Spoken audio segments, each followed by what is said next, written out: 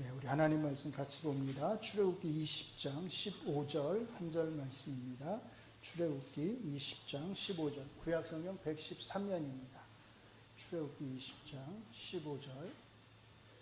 원래 이 자리가 이렇게 없었나요? 이게 많이 비어있는 것 같아서 유난히. 출애굽기 20장 15절입니다. 자, 찾으셨나요? 같이 한 목소리로 하나님의 말씀을 읽겠습니다. 시작. 도둑질하지 말라. 아멘. 오늘은 우리가 이제 제 8계명을 살펴보려고 하는데, 소요리 문답으로는 이제 제 73문부터 제 75문에 걸쳐 있습니다. 제가 먼저 문을 하고 여러분이 답을 하시겠습니다. 제 73문, 제 8계명은 무엇입니까?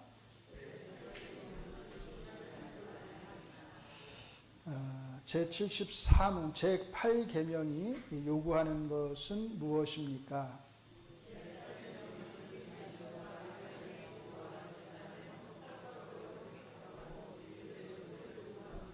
제 75문, 제 8계명이 금하는 것은 무엇입니까?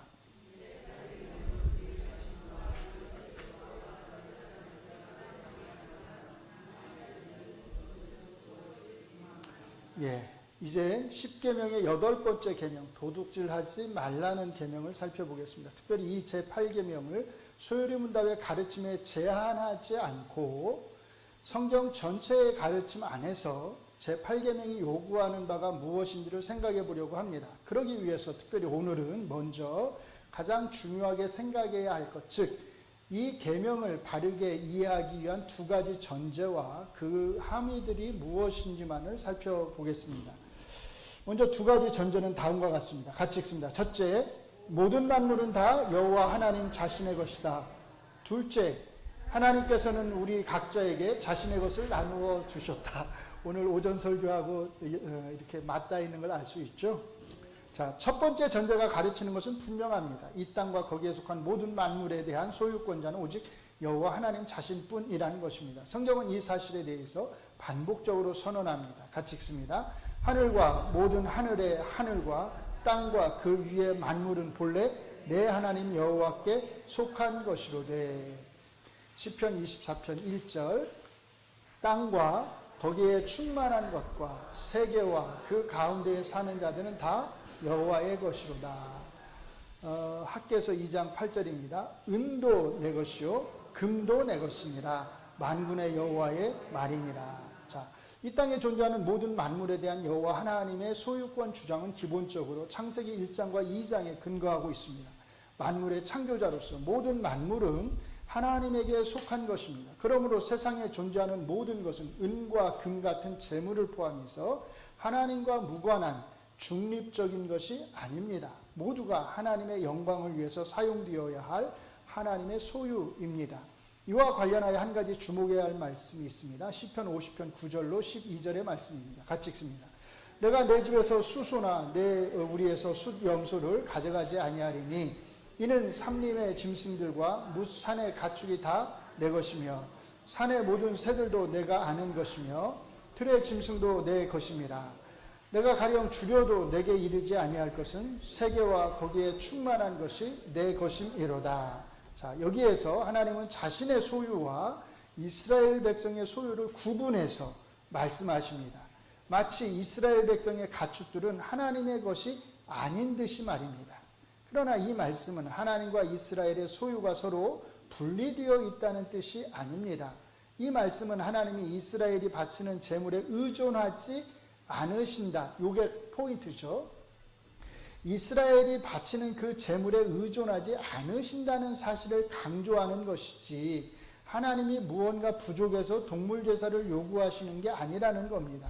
하늘의 새들, 산림의 짐승들, 뭇산의 가축이 다 여호와의 것인데도 불구하고 하나님이 이스라엘 백성에게 동물 제사를 요구하시는 데는 다른 목적이 있으시다는 것입니다. 그들이 마음으로 드리는 감사와 하나님에게 서약한 것을 지키는 것, 그리고 환난 날에 하나님의 도움을 구하는 것을 통해서 하나님의 존재와 능력을 인정함으로써 내가 나를 영화롭게 하는 것입니다. 엄격하게 말하면 이스라엘 백성은 하나님이 주신 것을 제사를 통해서 다시 하나님 앞에 드리는 것입니다. 자, 같이 읽습니다. 그러므로 우리가 만물의 소유권의 근거가 창세기 1장과 2장에 나오는 창조주 하나님에게 있다 하더라도 그 만물은 하나님이 최초에 창조하신 것들로 한정되는 것이 아니라 그 이후에 이 땅에 존재하게 되는 모든 생명체들에게까지도 미친다는 것입니다. 그러므로 우리는 하나님 앞에서 같이 읽습니다. 이것은 하나님이 태초에 직접 창조하신 것이 아니라 제가 제 노동으로 얻은 것입니다. 그러니 이것은 전적으로 제 것입니다. 할 수 있어요? 없어요? 할 수 없다는 것이에요. 이와 같이 모든 만물은 다 여호와 하나님의 것이라고 하는 사실을 확실히 한 후에 이제 우리는 두 번째 전제로 나아갈 수 있습니다. 창세 이후로 모든 만물이 다 하나님 자신의 것이라고 한다면 우리가 소유한 것들은 어디서 온 것일까요? 내 노력과 내 노동의 결과일까요? 물론 우리가 어떤 것을 소유하는 데는 내 노력과 내 노동이 필요합니다. 그것이 바로 하나님이 정하신 원칙이기 때문입니다. 신명기 25장 4절은 이렇게 말씀합니다. 같이 읽습니다. 곡식 떠는 소에게 망을 씌우지 말지니라. 이 말씀은 신약성경에서 두 번에 걸쳐 인용됩니다. 고린도전서 9장 9절과 디모데전서 5장 18절입니다. 이 두 구절에서의 공통점은 단순히 소에게 그것에 합당한 노동의 대가로서 먹을 것을 주어야 한다는 것이 아니라 열심히 일한 사람에게는 그것에 합당한 노동의 대가가 주어져야 한다는 것입니다. 그러므로 성실하게 일해서 정당하게 재산을 축적하는 것은 성경적 노동윤리에 합당한 것입니다. 그러나 여기에는 두 가지 제한이 있습니다. 이걸 잘 기억하셔야 되는데, 첫째, 같이 읽습니다. 우리가 성실하게 일해서 모은 재산이라 하더라도 그것은 하나님이 주신 선물입니다. 이거 꼭 기억하셨으면 좋겠어요. 같이 읽습니다. 사람마다 먹고 마시는 것과 수고함으로 낙을 누리는 그것이 하나님의 선물인 줄도 또한 알았도다. 전도서 5장 18절 사람이 하나님께서 그에게 주신 바 그 일평생에 먹고 마시며 해 아래에 사는 모든 수고 중에서 낙을 보는 것이 선하고 아름다움을 내가 보았나니 그것이 그의 몫이로다. 수고를 통해서 먹고 살 수 있도록 하나님이 정하셨다는 거예요. 전도서 5장 19절 계속 또한 어떤 사람에게든지 하나님이 재물과 부요를 그에게 주사 능히 누리게 하시며 제 몫을 받아 수고함으로 즐거워하게 하신 것은 하나님의 선물이다. 하나님이 주시고 하나님이 선물로 허락하신 거란 거예요. 자, 시편 같이 읽습니다. 여호와를 경외하며 그의 길을 걷는 자마다 복이 있도다. 내가 내 손이 수고한 대로 먹을 것이라 내가 복되고 형통하리로다. 자, 그러니까 핵심은 뭐냐면 내가 수고하고 땀 흘려서 얻은 것이니까 내 것이다. 그게 아니라 누구 것이다? 하나님의 것을 하나님이 내 수고를 통해서 땀을 통해서 소유하도록 허락하셨다는 거예요. 내가 땀 흘린 만큼 정당한 열매를 거두고 그것을 먹고 사는 삶 자체가 하나님의 은혜이자 평강의 증거임을 가리키는 구절들입니다. 둘째, 같이 읽습니다. 하나님의 선물로 우리에게 주어진 재물의 소유권은 절대적 소유권이 아닙니다.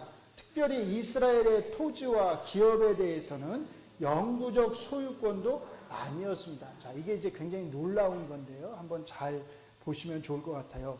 많은 그리스도인이 우리의 노동의 대가로 우리가 소유한 것들이 하나님의 선물이라는 것을 바르게 잘 인식하고 있습니다. 그러나 여기서 한 걸음 더 나아가서 그러므로 나의 재산은 이제 내 것이다 라고 생각합니다. 그러나 이것은 결코 성경적 관점이 아닙니다. 바로 여기에서 우리는 앞에서 언급한 두 번째 전제를 기억해야 합니다. 그게 뭐라고 그랬죠? 하나님께서는 우리 각자에게 하나님 자신의 것을 나누어 주셨다는 거예요. 물론 기본적으로 노동의 대가로서 선물로 주신 것입니다. 그러나 또 때로는 우리의 노동의 대가와 상관이 없이 당연히 거저 주시기도 합니다. 어느 쪽이건 중요한 것은 이렇게 나누어 주신 그 목적이 무엇인지를 헤아려 살펴야 한다는 것입니다. 그것은 우리에게 영구적으로 소유하도록 주신 것이 아니라는 것입니다. 하나님이 나누어 주셨다 하더라도 그 소유권은 궁극적인 의미에서 여전히 하나님에게 있습니다. 같이 읽습니다. 그러므로 우리에게 주어진 소유권은 위탁된 소유권임을 잊지 말아야 합니다. 그리고 이 위탁적 소유권을 우리에게 주신 데에는 두 가지 목적이 있습니다. 자, 자, 이게 중요한데 첫째 뭐예요? 우리 자신의 삶을 유지하고 누리도록 하시기 위함입니다. 우리는 하나님이 주시는 물질적 복을 통해서 하나님이 창조하신 이 세상에서 하나님을 기뻐하는 삶을 누릴 줄 알아야 합니다. 여기에는 당연히 물질적 염려에서 벗어나는 것이 포함되어 있습니다. 인간은 물질에서 결코 자유로울 수 없습니다. 하나님도 이것을 잘 아십니다. 그러므로 자기 백성의 삶에서 필요한 물질들을 채워 주시는 것입니다. 같이 읽습니다. 그러나 다른 한편에서 하나님은 우리가 물질에 얽매이지 않아야 한다고 말씀하십니다. 그래서 하나님이 주시는 부를 축적하기만 하지 말고 어떻게 해요? 이웃에게로 흘려 보내도록 요구하십니다. 바로 여기에 하나님이 우리에게 재물을 위탁하신 두 번째 목적이 있습니다. 둘째, 같이 읽습니다. 사회적 약자들을 돌보도록 하시기 위함입니다. 성경 전반, 특히 구약 성경에는 이스라엘 백성 전체가 특별히 돌보아야 할 5그룹의 약자들이 있어요. 첫째, 가난한 자, 고아, 과부, 나그네, 그리고 기업을 따로 받지 않는 레위인인데요. 그래서 나그네는 그냥 여행을 오는 나그네들을 가리키는 게 아니라 이스라엘 땅에서 이방인인데 이스라엘 땅에 와서 정착해서 사는 사람을 나그네 또는 객이라고 말을 해요. 그러니까 떠나는 사람이 아니라 정착해서 사는 사람이에요. 자, 어찌 보면 이들은 고대 이스라엘에서 5대 취약계층이라고 할 수 있습니다. 하나님은 하나님의 백성으로서 이스라엘 공동체가 이들에게 관심을 가지며 돌보도록 하셨습니다. 특히 유대인들이 지켜야 할 축제인 명절에 이들을 잊지 말도록 하십니다. 같이 읽습니다. 내 하나님 여호와 앞에 77절을 지키되 내 하나님 여호와께서 내게 복을 주신 대로 내 힘을 헤아려 자원하는 예물을 드리고 너와 내 자녀와 노비와 내 성중에 있는 레위인과 및 너희 중에 있는 객과 고아와 과부가 함께 내 하나님 여호와께서 자기의 이름을 두시려고 택하신 곳에서 내 하나님 여호와 앞에서 즐거워할지니라. 오늘 제가 요거 10절 말씀했어요. 다 돌아오는 주에 11절 요거 할 건데 오늘 이제 설명하고도 맞닿아 있는 거예요. 자, 레위인, 객, 고아, 과부 모두가 언제요? 명절에는 여호와 앞에서 함께 즐거워할 수 있도록 해야 했습니다. 왜 그러겠어요? 이들도 하나님 자신의 백성이었기 때문입니다. 자, 물론 여기에서 객, 이방인 정착자는 하나님의 택한 백성이 아니지만 여기에는 사실 또 다른 중요한 신학적 의미가 있습니다. 그러므로 하나님이 정하신 절기에 그들도 함께 배불리 먹으며 즐거워할 수 있어야 했습니다. 그 책임이 모든 이스라엘 백성 공동체에게 주어진 것입니다. 자, 이들에 대한 하나님의 특별한 관심은 하나님께서 셋째 해에 이들을 위한 이 약자들을 위한 11조를 따로 드리도록 요구한 데에서도 볼 수 있습니다. 같이 읽습니다. 내 성읍에 거주하는 레위인은 너희 중에 분깃이나 기업이 없는 자이니 또한 저버리지 말지니라. 매 3년 끝에 그 해의 소산의 10분의 1을 다 내어 내 성읍에 저축하여 너희 중에 분깃이나 기업이 없는 레위인과 내 성중에 거류하는 객과 및 고아와 과부들이 와서 먹고 배부르게 하라. 그리하면 내 하나님 여호와께서 내 손으로 하는 범사에 내게 복을 주시리라. 셋째 해 곧 11조를 드리는 해에 내 모든 소산의 11조 내기를 마친 후에 그것을 레위인과 객과 고아와 과부에게 주어서 내 성읍 안에서 먹고 배부르게 하라. 어떤 말씀인지 이해되시죠? 자, 오늘날과 같이 사회적 안전 보장이 없었던 고대 사회 속에서 사회적 약자들을 위한 11조는 그들이 최소한의 삶을 유지해 나가도록 하기 위한 안전장치였을 것입니다. 이것뿐만이 아닙니다. 하나님은 매 7년이 되는 안식년에는 이스라엘의 형제들이 빌린 모든 빚을 아무런 조건이 없이 면제하도록 하셨습니다. 같이 읽습니다.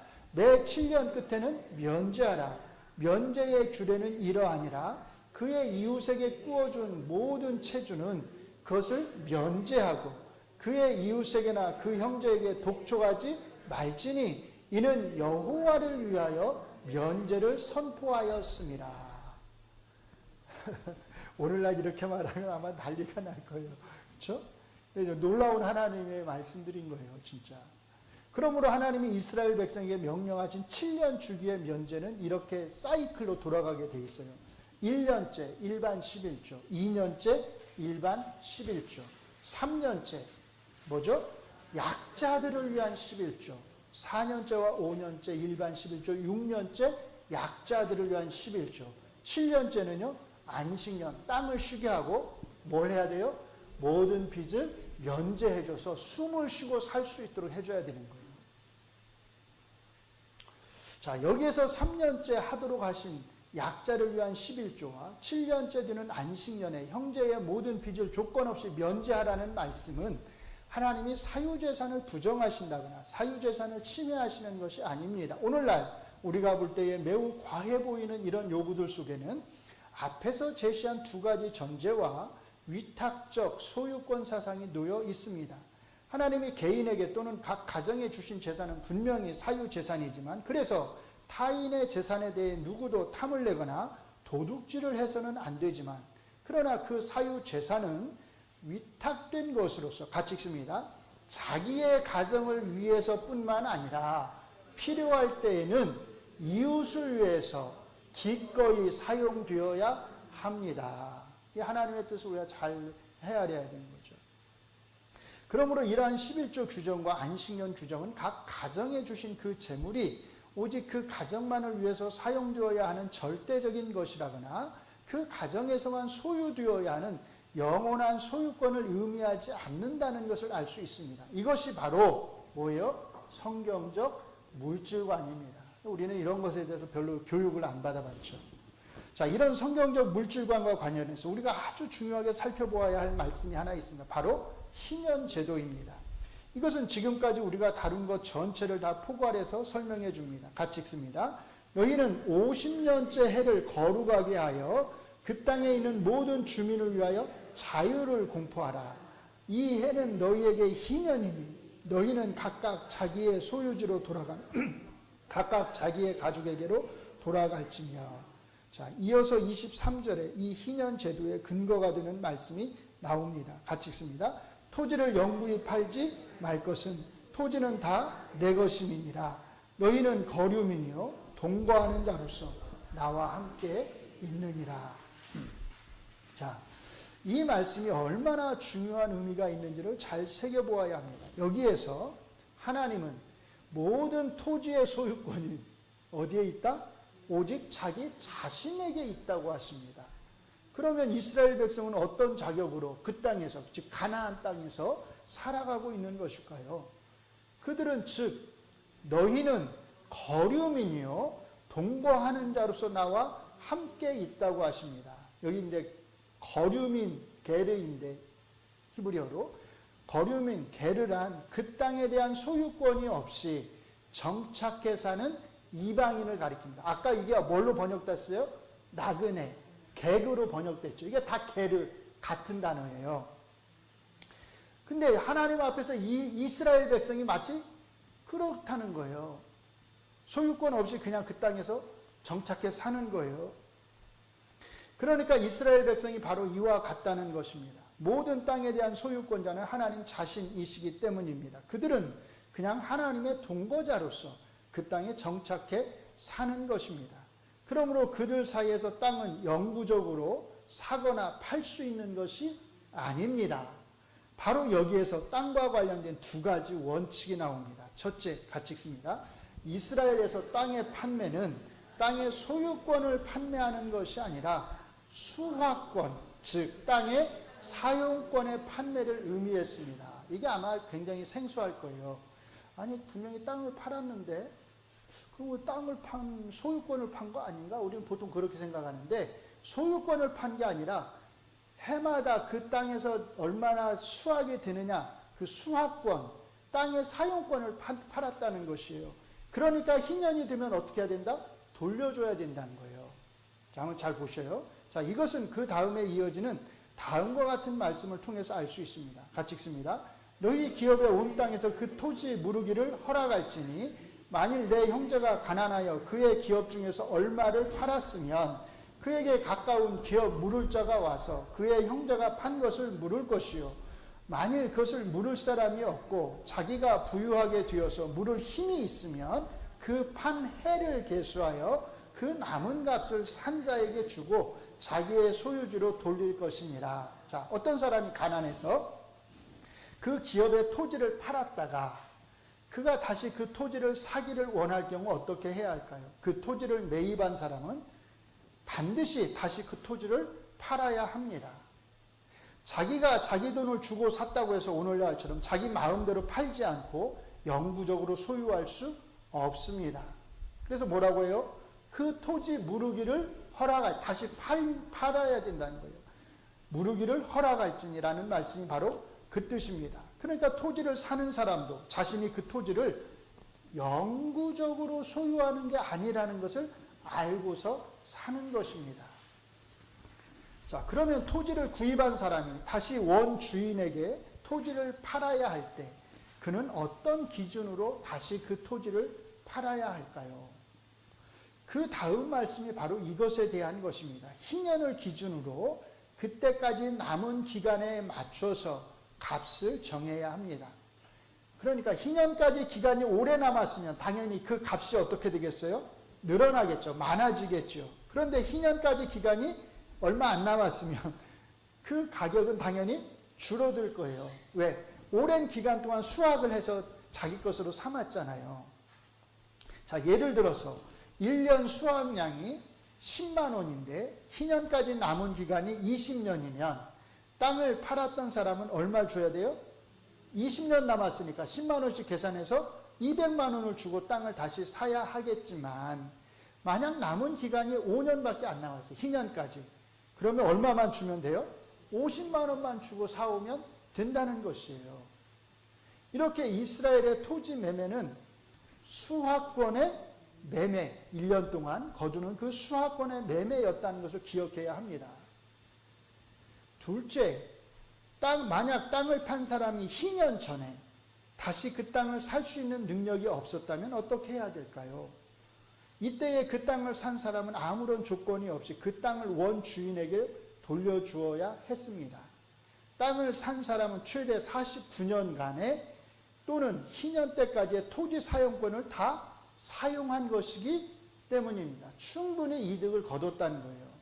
그러므로 그 토지는 다시 하나님이 처음 기업으로 주셨던 그 원주인에게로 돌려져야 했습니다. 자, 이런 희년 제도는 다음과 같은 중요한 사실을 함축합니다. 첫째, 같이 읽습니다. 땅의 궁극적 소유자가 하나님이심을 보여줍니다.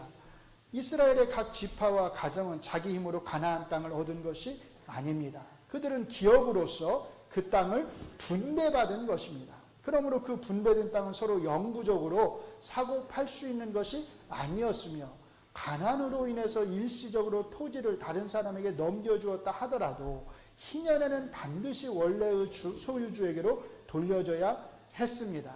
둘째, 같이 읽습니다. 이것은 타락한 인간 본성의 바탕에 있는 탐심, 이기적 욕심을 내려놓게 합니다. 하나님의 백성 공동체를 망가뜨리는 주요 원인은 내 이웃이야 어떻게 되든 상관없이 나와 내 가족이 잘 살면 그만이야 라고 하는 이기적 욕심입니다. 하나님은 바로 그런 이기적 욕심을 버리라고 하십니다. 추수 때에 뒤에 남겨진 이삭을 다시 주우러 가지 말라고 하신 것이 바로 이런 욕심을 버리라는 뜻입니다. 더 나아가서 우리가 룻기에서 알 수 있듯이 보아스는 룻을 위해서 자기의 종들에게 어떻게 해요? 일부러 이삭을 뒤에 남겨두라고 합니다. 보아스의 이런 행위는 그의 친절함만이 아니라 하나님께서 자기의 백성과 함께 나그네인 룻에게까지 어떻게 자신의 친절하심, 헤세드를 베푸시는지를 잘 보여줍니다. 이게 포인트예요, 사실은. 룻이 어떤 사람이었냐? 그래서 이방인 정착자였던 거예요. 셋째, 같이 읽습니다. 희년제도는 모든 이스라엘 백성들의 평등한 삶을 보장하기 위한 것이었습니다. 고대 세계에서 땅은 한 기업, 한 가정의 생계 기반이었습니다. 그러므로 땅을 잃는다고 하는 것은 그 가정이 생계의 기반을 잃고서 영구적인 가난 속으로 빠져드는 것을 의미했습니다. 그러나 가난한 가정은 땅을 일시적으로 다른 이에게 넘김으로써 가난에서 벗어날 수 있었고, 또 희년에는 그 땅을 다시 돌려받는 것을 통해서 다른 가정들과 균등한 삶을 살 수 있게 되었습니다. 이렇게 희년제도는 이스라엘 공동체가 부와 가난으로 양극단화되는 것을 막고 다시 평준화되도록 하는 장치로서의 역할을 했습니다. 그럼으로써 부가 부를 낳거나 가난이 가난을 낳는 대물림이 되지 않고, 같이 읽습니다. 모든 가정이 각자에게 분배된 기업에 만족하면서 공동체의 평강을 유지하도록 했습니다. 정말 이렇게만 순종해서 했다면 이렇게 되지 않았을까요, 정말? 근데 이거를 어긴 걸 가리켜서 뭐라고 하는 거예요? 정의를 어기고 공의를 어겼다고 말하는 거예요. 성경에서 정의를 어겼다, 공의를 어겼다 할 때 물론 넓은 의미가 있지만 중요한 게 이거예요. 하나님이 말씀하신 공동체를 하나님께서 평준화시켜서 잘 건강하게 유지해 가려고 하는 이거를 백성들이 안 따르는 거예요. 그럼 공동체가 어떻게 되겠어요? 허물어지는 거죠. 그게 공의를 어기고 정의를 어기는 거예요. 자, 이 모든 계명이 제8계명과 무슨 관계가 있을까요? 이 모든 것이, 같이 읽습니다. 하나님이 이스라엘 백성으로 하여금 도둑질을 하지 않고서도 살아갈 수 있도록 안전장치들을 해 두셨다는 뜻입니다. 놀랍지 않나요? 이 안전장치들은 반드시 이스라엘 백성들의 협력과 책임 하에서만 시행될 수 있었습니다.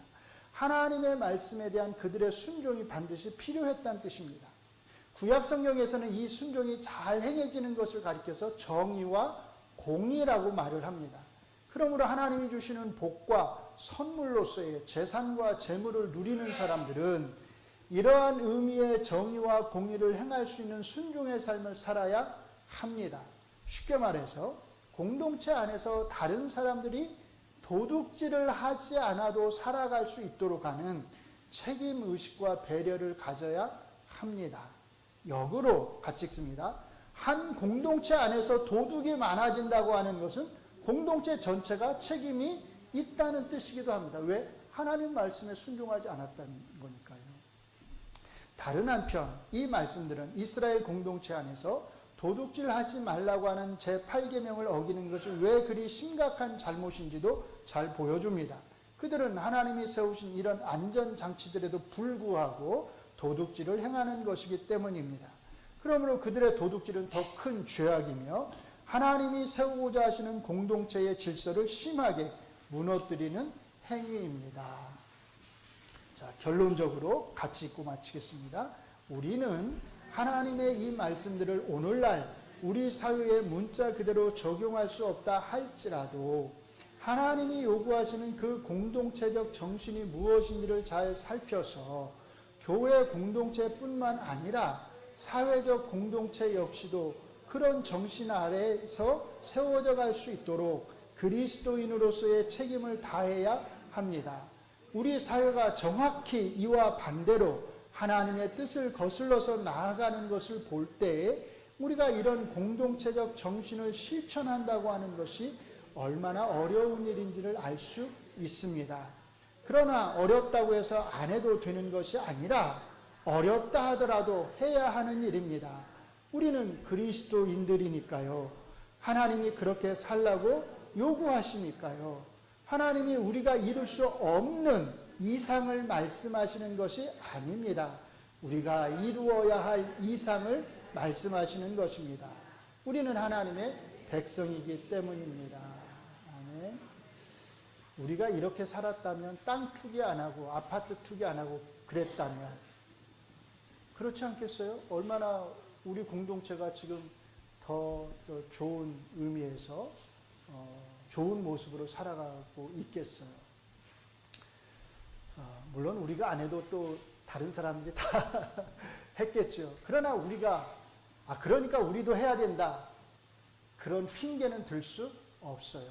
우리는 우리대로 순종해서 행하는 거고 다른 사람들이 더 우리를 대신해서 더해서 땅값이 올라가고 아파트값이 올라간다면 그것은 하나님이 그들에게 책임을 반드시 물으시겠죠. 그러니까 우리는 우리 할 일만 잘하면 된다. 네, 남 너무 신경 쓰지 말고 어떻게 하나님 앞에서 우리가 바르게 살아갈 것인가, 기독교적인 정신을 가지고 살아갈 것인가, 우리는 거기에 신경을 쓰면 될 것 같아요. 저는 이 말씀들을 보면서 정말 너무너무 놀라워요.